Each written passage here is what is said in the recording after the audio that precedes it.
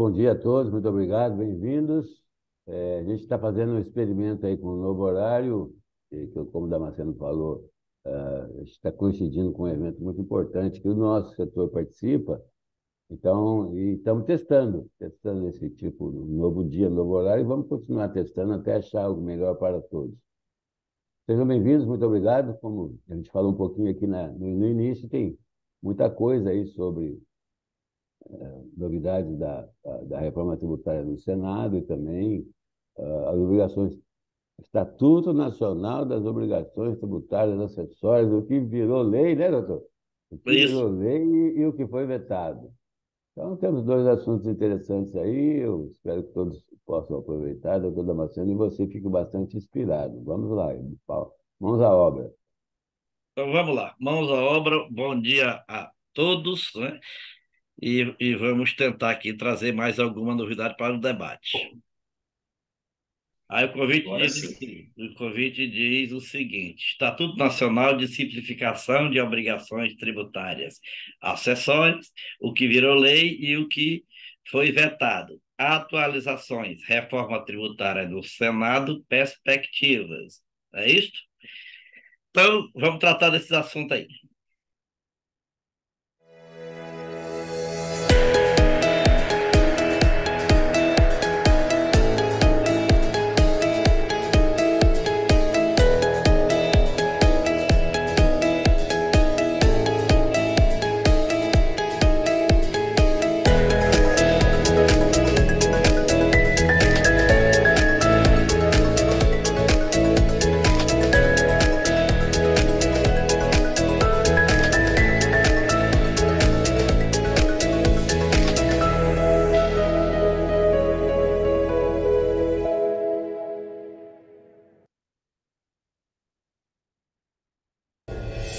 Existe no estado de São Paulo uma vibração que atrai pessoas de todas as partes do Brasil e do planeta, que escolhem a região para viver, concretizar sonhos pessoais e profissionais. Foi assim no passado e é assim no presente e será assim no futuro. Mas o estado de São Paulo é, acima de tudo, o lugar dos negócios como poucos no mundo. Dona do maior parque industrial e do maior PIB entre todos os estados brasileiros. Nesse cenário, um dos setores que mais tem contribuído para a integralização do impressionante PIB paulista é, sem dúvida, o atacado distribuidor do estado. Responsável por quase a metade do faturamento do setor em todo o Brasil, principalmente na comercialização de itens de uso comum das famílias, os agentes do atacado e da distribuição do estado de São Paulo respondem por uma fatia substancial do faturamento do setor em nível Brasil. A DASP, parceiros e associados, juntos. Construindo sempre mais pelo desenvolvimento econômico e social do estado de São Paulo.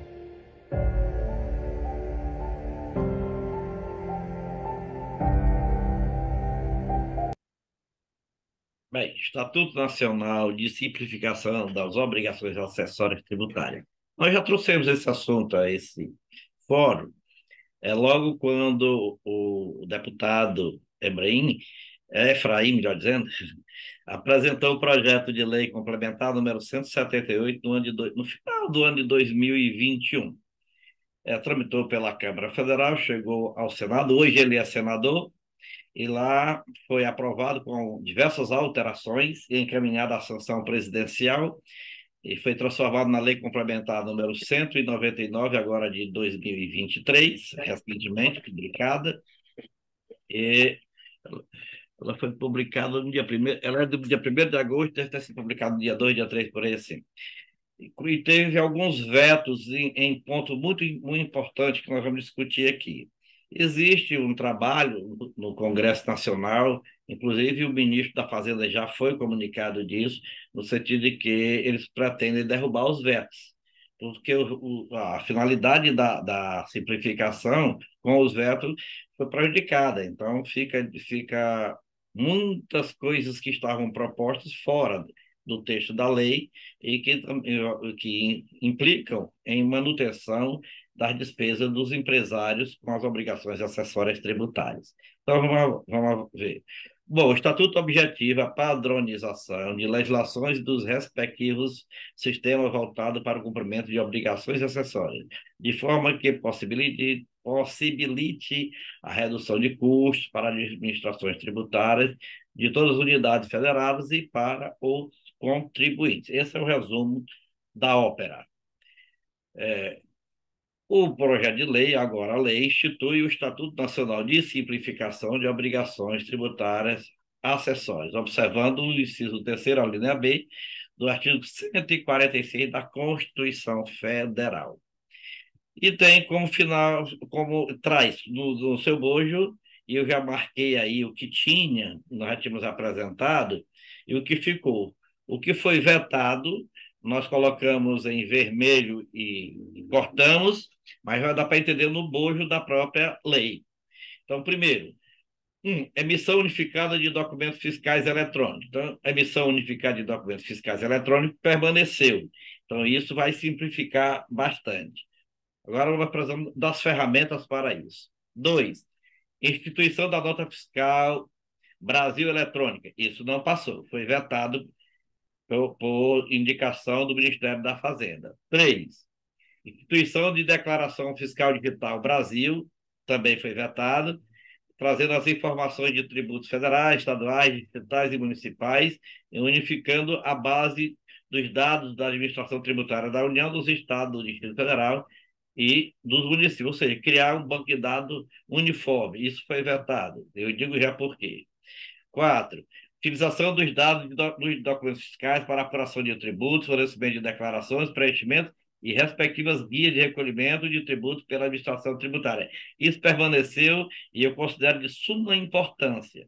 É aquele fato que nós, ao gerar o documento fiscal, o banco de dados da Receita já recebe e já dali tira quais são os tributos decorrentes e devolve para que o contribuinte possa homologar, que é na ordem inversa do atual sistema, e daí recolher o tributo que achar devido ou questionar o que achar indevido, conforme será regulamentado. 5, facilitação dos meios de pagamento de tributos e contribuições por meio da unificação do documento de arrecadação. Isso aí permaneceu, então agora os tributos podem vir de forma simplificada, unificada, e o sistema é que vai diluir e determinar a destinação de cada um. 6, unificação de cadastros fiscais e seu compartilhamento em conformidade com a competência legal de cada ente, federal ou estadual. E o 7 também foi vetado, que seria a criação de um registro cadastral unificado. Para esse registro cadastral unificado, o CNPJ seria a única inscrição do contribuinte. Aí foi vetado. E qual foi a justificativa de todos esses vetos? Aumento de custos para implementação, ou seja, para evoluir os sistemas atuais, e chamou a gente mais ou menos de burro, que é aculturar a sociedade para entender. Então, essa é a justificativa, né? Ou seja, a sociedade que está acostumada com a sistemática de hoje, principalmente os contadores, teriam dificuldade de entender essas modificações. Isso não é verdade, e nós sabemos perfeitamente que a coisa tem evoluído de uma forma tal que não há necessidade desse aculturamento. Os softwares hoje já são muito práticos para que você lance a informação e os sistemas de inteligência artificial resolvam, através de logaritmos, os resultados finais. Mas essa foi a motivação, diminuição de custo. Ou seja, não é diminuição, o não aumento dos custos da operacionalização do sistema. Criação do Comitê Nacional de Simplificação das Obrigações Tributárias Acessórias, semelhante hoje ao Comitê do Simples Nacional.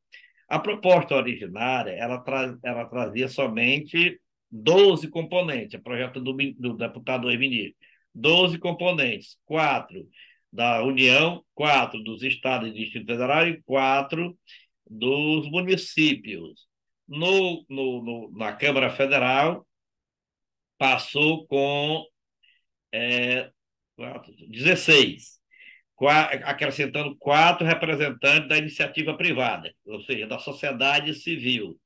No Senado Federal, isso foi aumentado para 24, 6 de cada entidade, 6 da União, 6 dos estados e do Distrito Federal, 6 dos municípios e 6 das entidades representativas da sociedade civil, principalmente as entidades representativas dos segmentos econômicos.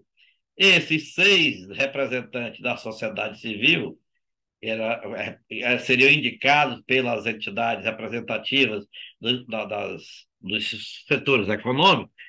Foi vetada essa parte sob o argumento de que isso poderia quebrar o sigilo. Porém, quando ainda tramitava no Senado Federal o projeto, essa proposta de retirada desses 6 representantes foi apresentada. E o relator não aceitou, tendo como parâmetro o comportamento da composição dos contenciosos estaduais e distrital e do CARF, no que diz respeito aos autos de infração federais, achando que ali não há quebra de sigilo.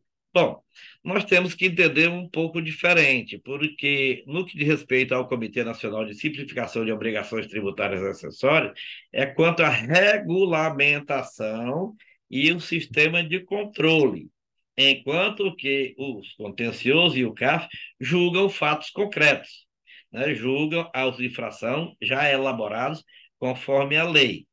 Eu entendo, e lá permanece o sigilo. Só aqueles que assumem os seus cargos que têm acesso às informações.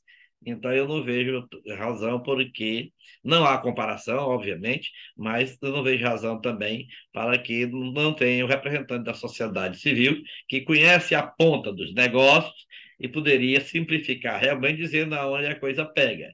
E eu digo isso com base no CONDECON que nós temos aqui no Ceará. Esse CONDECON, ele é composto de forma paritária e trabalha exatamente na simplificação das obrigações do ICMS, aonde uma norma pega mais, aonde uma obrigação acessória desnecessária pega mais, ou um ato mesmo até de fiscalização excede as normas reguladoras. Tudo isso passa pelo CONDECON, que leva a autoridade competente para as devidas correções, sem ter a acusação da quebra do sigilo fiscal. Por conseguinte, eu acredito que o Congresso Nacional vai derrubar também essa composição para deixá-la mais paritária. Compete ao comitê instituir e aperfeiçoar os processos de simplificação, definindo padrões nacionais, regulamentar a instituição, modificação, unificação, ou extinção de obrigações tributárias acessórias pelas administrações tributárias da União, dos Estados, do Distrito Federal e dos municípios. Esses são os principais pontos da competência do comitê. Agora, como eu disse ali, aqueles dispositivos que eu marquei em vermelho foram vetados, e outros também que foram vetados, ao total de 11, nós vamos analisá-los agora. O número de inscrição do CNPJ é a proposta para que seja todo o documento necessário à identificação do contribuinte.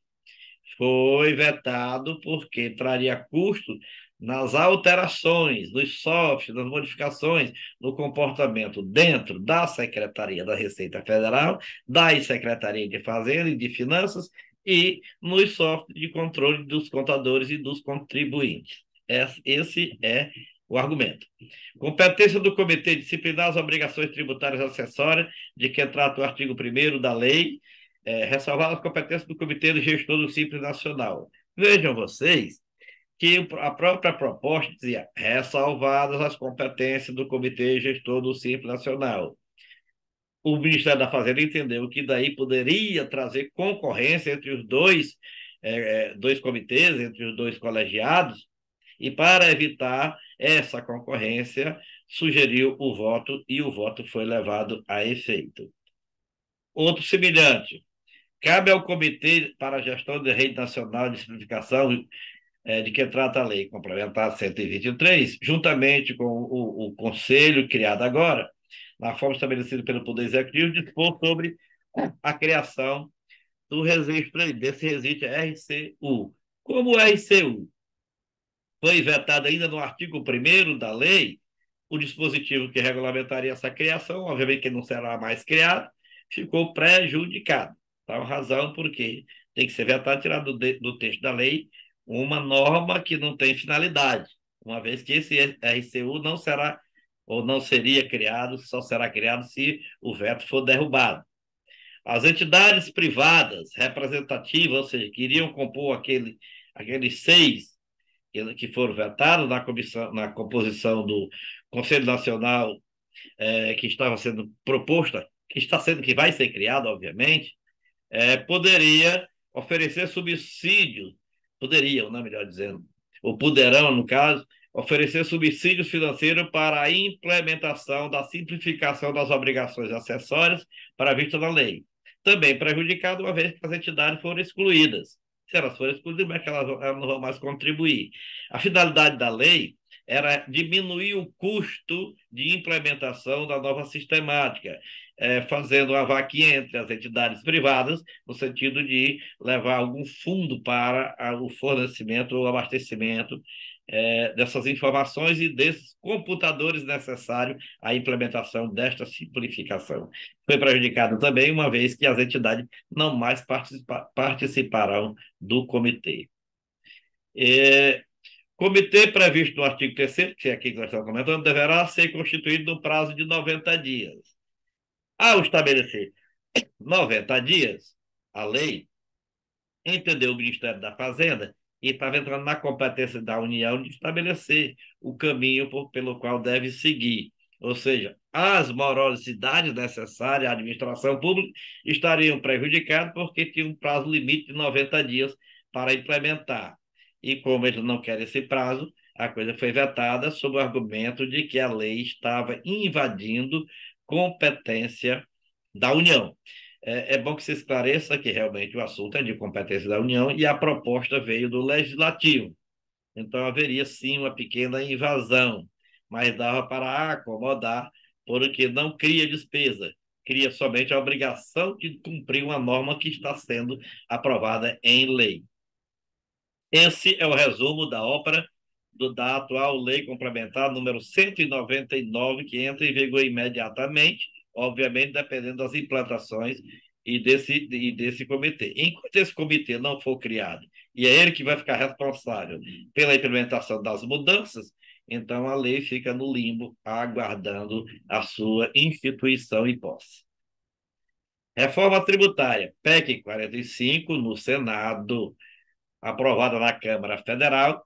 Ela já chegou no Senado no final da semana passada e vamos ver o que já andou.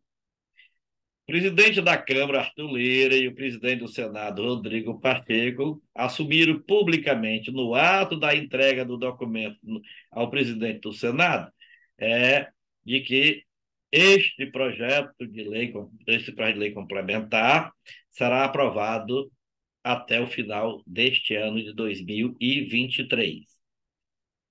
No Senado foi eleito nomeado relator, o senador Eduardo Braga, do MDB do Amazonas. E ele, de logo, já veio a público para dizer 3 assuntos importantíssimos.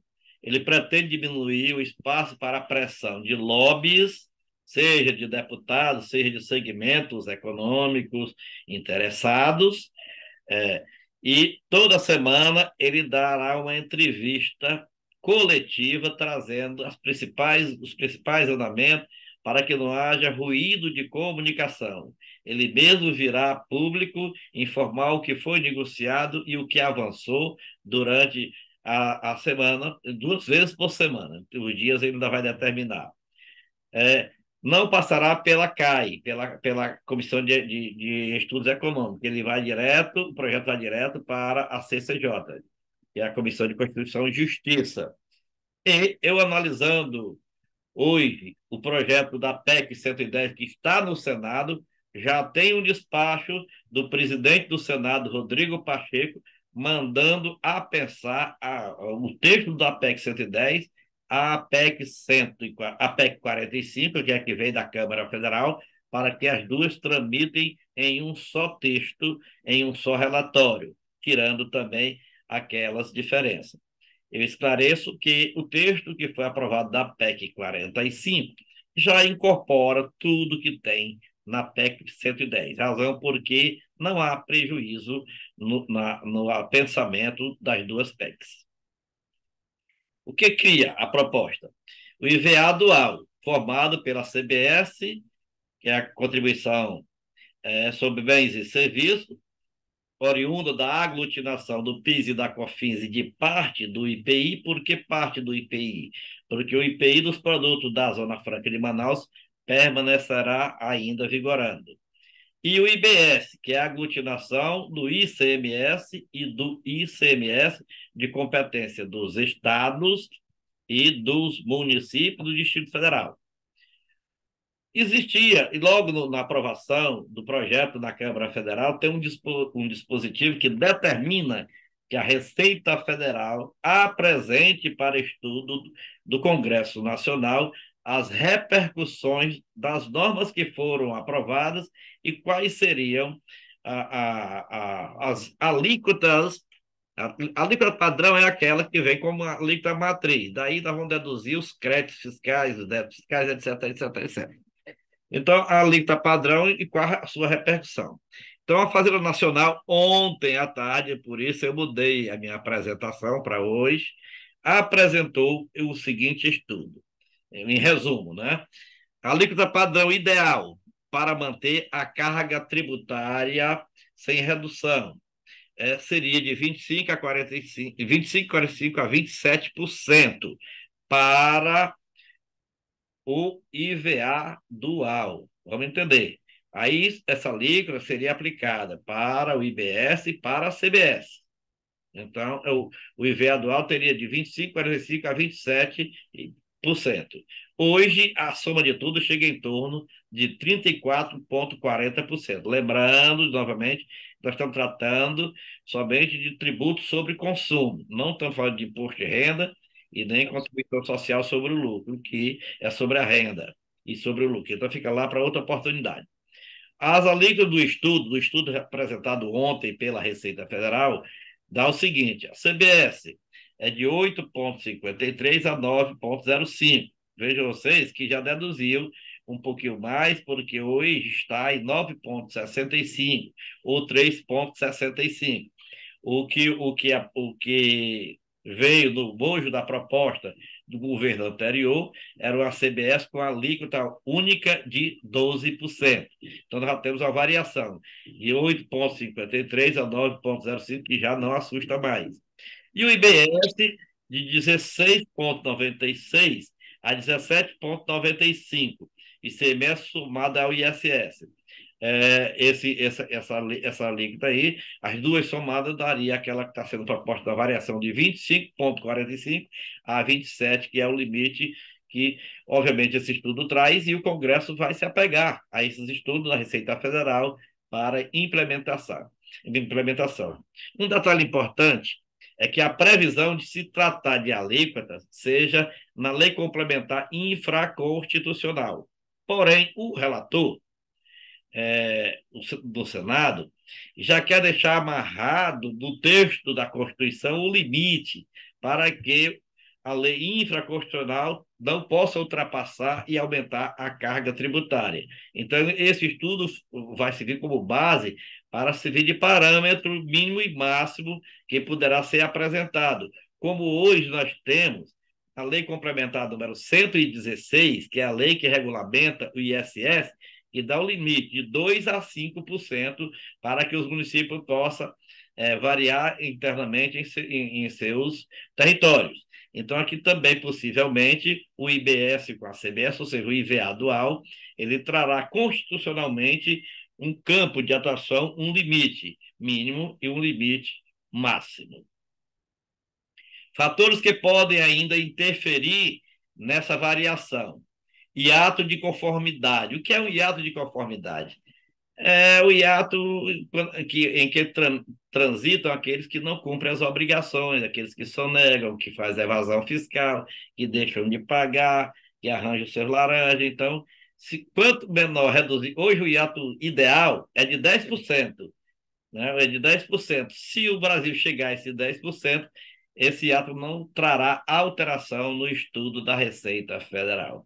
E também que a lei traga segurança jurídica para reduzir os litígios, que hoje nós sabemos que o passivo dos contribuintes junto à Receita Federal é muito alto, são bilhões e bilhões. Então, afinal, e também da Receita Federal ou da União para com os contribuintes também é alto. Então, esses litígios na área tributária, se vier com mais segurança jurídica a nova legislação, a reforma, obviamente ele reduzirá e não haverá, e deixará de ser um fator que possa interferir na carga tributária final. Certeza da arrecadação do imposto seletivo. Por quê? Porque está sendo remetido ainda para a legislação infraconstitucional. Nos países mais desenvolvidos, hoje é só sobre o fumo e a bebida. E o estudo no Brasil está caminhando também nesse sentido. Se ficar só sobre o fumo e a bebida, essa incerteza desaparece e ele também deixa de ser um fator de interferência na variação das alíquotas padrão. Regimes específicos, nós temos regimes específicos para o setor automobilístico, para diversos setores. Esses regimes específicos, eles também podem influenciar dependendo da quantidade que forem mantidos. Nós sabemos que na aprovação final do texto na Câmara Federal, houve um acréscimo e houve um decréscimo. Decréscimo no incentivo para a implementação de concessionárias no Nordeste, deixando para outras regiões, mas o Nordeste foi tirada. Há uma proposição no Senado que o tratamento seja isonômico para todo o território nacional. Ou deixa para todos, ou tira de todos. Então, isso é um regime específico também que ainda pode trazer interferência. E as outras exceções que estão previstas na proposta aprovada na Câmara Federal, é aquela redução do percentual de 50% da carga tributária para alguns setores, entre eles a agropecuária, os produtos da cesta básica, educação, etc. Qual é a repercussão da proposta que hoje foi aprovada na Câmara Federal e que está nas exceções do texto que está no Senado Federal? Vamos analisar. O estudo da Receita Federal também trouxe essa projeção. E é isto aqui. Projeção sem exceções. Você vê o seguinte, eles não estão mexendo na Zona Franca de Manaus e nem no Simples Nacional. A PEC não muda o sistema no Simples Nacional, só muda no que diz respeito ao ICMS ou ao ISS para tratar de CBS, e PIS e COFINS CBS, e ISS e ICMS vai tratar do IBS. Mas, veja bem, a alíquota padrão, 20,73 a 22,02, se não tiver exceção. O peso das exceções vai aumentar. A agropecuária aumenta 1,67, a cesta básica 1,79, o serviço de saúde 0,62 a 0,63 e a educação privada 0,32. Então, se derrubarem o da cesta básica, não se aconselha pela preservação hoje da situação precária e da desigualdade que existe no Brasil. Mas os insumos de agropecuária, que foi acrescentado por lobby já no final e foi aceito para poder o projeto tramitar e sair da Câmara Federal, a grande proposta, grande estudo dentro do Senado Federal para que ele seja retirado. Então, a nossa variação de 20,73 a 22 poderia ficar se todas essas exceções forem retiradas. Se não forem, vai para aquele limite de 27%, de 25% quebrado, 25,46 a 27%, que nós vimos ali atrás. Cadê? 25,45 a 27%. Se por acaso não houver nenhuma exceção, o que vai haver pelo menos de 1,79, que é da cesta básica, também o da saúde, eu não digo da educação privada, mas é um incentivo ao crescimento, principalmente em certas regiões que não existe escola, a pública não atende à necessidade e a privada precisa estar lá para complementar. Então, nós temos essas exceções aí e as variações devidas. Eu achei muito importante esse estudo apresentado pela Receita Federal, porque agora, pelo menos, nós temos um parâmetro para nos apegar nos estudos e da análise da futura proposta da lei complementar criadora, instituidora do IBS. A lei complementar não precisa instituir a CBS, pode ser uma lei ordinária, mas a PEC trazendo a previsão, a alteração do artigo 195 da Constituição Federal, como traz, então já não precisa de uma lei complementar. Poderá estar na lei complementar, mas não há necessidade. Poderá estar numa lei ordinária, que é o projeto de lei que já tramita na Câmara Federal, proposta do governo anterior. Esse é o resumo da ópera e nós vamos agora debater os temas. Meu presidente, a palavra é sua para como é que se diz? Análise aí dos seus estudos e passar para os demais para o debate. Então, obrigado, doutor Damasceno. Muito bom recente, né? Essas coisas que estão acontecendo no Senado. Então, você colocou, inclusive, ontem, hoje, sei lá, dentro aí da programação. Então, são coisas que estão acontecendo, né? Então, parabéns. Olha, é muita coisa, tanto na parte anterior, né, do programa, com relação às obrigações acessórias, tributárias acessórias, né, e tanto também nessas medidas aí. Só essa informação que você colocou aí, que a PEC 110 do Senado ia ser apensada a PEC 45, já falei, pô, já vai bagunçar tudo, não, mas realmente parece que está. O que está na 110 está na 45, então é menos um entrave. Tomara que evolua. Deixa a palavra aí com os nossos companheiros.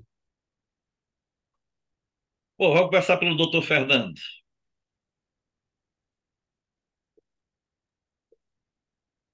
Doutor Damasceno, com relação a esse Estatuto, né, Nacional de Simplificação, né, das obrigações tributárias acessórias, né, o senhor não acha que, em razão, né, do trâmite da reforma tributária, que também promove simplificação e praticamente na mesma linha, né, desse estatuto, né? Então, a implementação, né, desse estatuto, né, após a aprovação final, né, com ou sem a questão da derrubada dos vetos, né, não vai ficar prejudicado, professor? Doutor Fernando, nós temos o seguinte: o período de transição da reforma tributária para efeito do IBS só começa em 2029 e para terminar em 2032 em relação ao contribuinte. Então, nós temos 2024, 2025, 2026, 2027, 2028, tudo isso que a lei aprovada pode beneficiar. Então, nós vamos já ter uma antecipação da desburocratização que virá no bojo da reforma tributária. Com o IBS só vai entrar em vigor mesmo em 2033. Então, até lá, será muito bem-vinda a desburocratização da lei complementar que nós mencionamos no primeiro item do nosso encontro de hoje. Está entendido, professor. Porque, na realidade, nesse período de transição, a gente vai conviver com os dois sistemas em paralelo, né? E É verdade. talvez, né, digamos assim, aquilo que for implementado no âmbito, né, desse estatuto pode já sair de servir de ensaio, né? Porque hoje nós já temos muita coisa, né, que já está, digamos assim, em linha, né, com esse estatuto, né?